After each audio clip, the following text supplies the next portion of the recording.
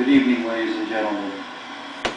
At this time, I would like to tell you a story that is sad but true.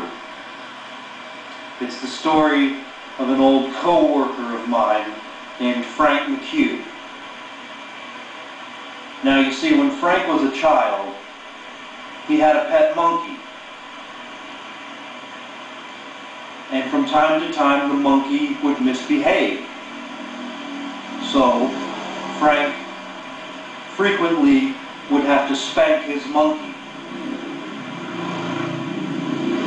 And one day, his monkey was acting particularly bad.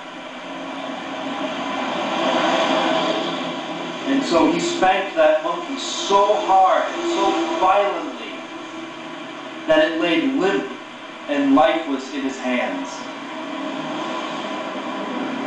Well, Frank didn't know what to do then. So he called his friend Tom Bowers over, and Tom rushed right over. And when he got there, he saw that the monkey was lifeless. So he tried to perform CPR on the monkey by giving the monkey mouth-to-mouth resuscitation. Tom put his mouth on the tiny little mouth of the monkey, and he proceeded to blow and blow and blow. But alas, the monkey was dead.